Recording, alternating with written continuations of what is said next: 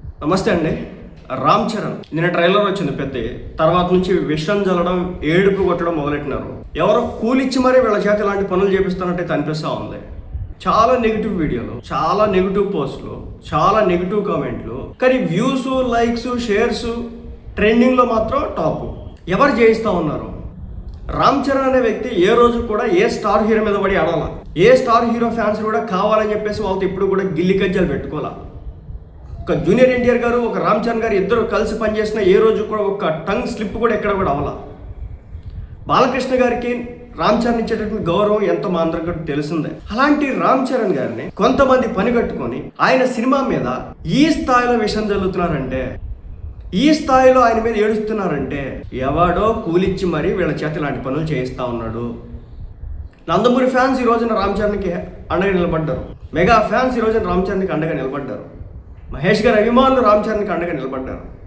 So వాళ్ళంతా కూడా ఈ రోజున ఈ ట్రైలర్ చూసి పాజిటివ్ రెస్పాన్స్ ఇవ్వడం అయితే జరుగుతూ ఉంది. దాని పర్యవసానమే #1 ట్రెండింగ్. 15 hours బ్యాక్ పెడితే కనుక దాదాపు 17 million వ్యూస్, 4,13,000 లైక్స్, 15,578 కామెంట్స్. #1 ట్రెండింగ్లో నేషనల్ వైడ్ సంచలనం సృష్టిస్తున్నటువంటి పరిస్థితి. ఈ ట్రైలర్ వచ్చిన దగ్గర నుంచి రికార్డులు బద్దలు కొడతా ఉంది. ఆల్మోస్ట్ అందరి దగ్గర నుంచి పాజిటివ్ రివ్యూవర్స్ అందరి దగ్గర నుంచి పాజిటివ్ రివ్యూస్. ఇలాంటి క్రమంలో కొంత టైం గడిచిన తర్వాత దగ్గర నుంచి ఈ ట్రైలర్ మీద నెగిటివ్ కామెంట్స్, ఈ ట్రైలర్ అనుకున్నంత లేదని ఎంతమందికి అనిపించింది. నిజం చెప్పాలంటే ట్రైలర్ అనుకున్నంత స్థాయిలో కనిపించట్లేదు. గేమ్ చేంజర్ టైటిల్ జస్టిఫైడ్, అదే రొట్ట స్టోరీ, అలా 1 కాదు 2 కాదు వరుస పెట్టి కామెంట్లు పెట్టిస్తున్నటువంటి పరిస్థితి. నిన్న చూసుకుంటే ఇవన్నీ కూడా పాజిటివ్ కామెంట్స్, కానీ ఇప్పుడు చూసుకుంటే చాలామంది నెగిటివ్ కామెంట్స్ పెడుతున్నటువంటి పరిస్థితి. అంటే ఎవడో కావాలని చెప్పి చేయిస్తూ ఉన్నాడు. ఒకటైతే చెప్తాను, రామ్ చరణ్ ఏ రోజు కూడా ఏ హీరోని కూడా అనవసరంగా, అసలు అవసరం పక్కన పెట్టి ఏ రోజు కూడా ఒక మాట అన్నటువంటి వ్యక్తి, ఒక టార్గెట్ చేయనటువంటి వ్యక్తి. తన సినిమా ఏదో తను చేసుకుంటాడు, తన సినిమా వచ్చినప్పుడు ప్రమోషన్స్ ఏదో తను చేసుకుంటాడు. అప్పుడు కూడా ఏ హీరో పేరు తీసుకురావడం, ఏ కమిడియన్ గారి పేరు తీసుకురావడం ఎప్పుడు కూడా చేయడు. తన పనే తను చూసుకుంటాడు. అలాగే యాటిట్యూడ్ చూపించడు. నేను కనుక సినిమాతో వస్తున్నాను, 300 కోట్లతో సినిమా చేస్తున్నాను, అలాంటి సినిమా నా దగ్గర నుంచి వస్తుంది కాబట్టి తల పైకి ఎత్తడం, తన చుట్టూ 40 మనుషులు ఉండాలని కోరుకోడు, రూల్స్ అండ్ రెగ్యులేషన్స్ పెట్టడం, నీతి నిజాయితీగా ఉంటాడు, డౌన్ టు ఎర్త్ ఉంటాడు. అందుకే ఈ నెంబర్స్ మనకు కనిపిస్తూ ఉన్నాయి. కోట్ల మంది జనం ఈ రోజు నేను ట్రైలర్ చూస్తున్నాడు. కేవలం నేను ఒక తెలుగుకి సంబంధించినటువంటి వృద్ధి సినిమాస్లో పెట్టినటువంటి ట్రైలర్గా చెప్తున్నాను.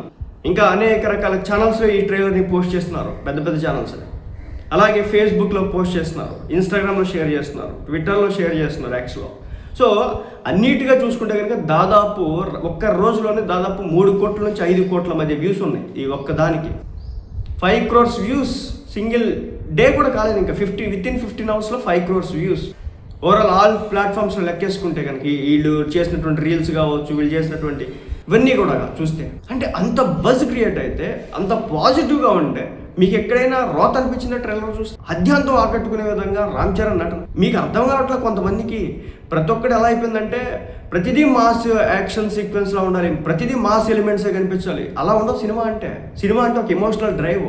ఒక సినిమాకి వెళ్ళామంటే ఏడవాలి, నవ్వాలి, ఆనందపడాలి, తృప్తిగా చూడాలి, బయటికి రావాలి. అంతేగాని ఒక ఎమోషన్తో క్యారీ చేసి వచ్చేది కదా సినిమా అంటే. నాకు ఈ సినిమా చూసిన తర్వాత అన్ని ఎమోషన్స్ నాకు అర్థమైనాయి. ఒక బాధ, ఒక ఆనందం, ఒక దుఃఖం, ఒక సుఖం, ఇవన్నీ కూడా కలగాల్సిందే సినిమా.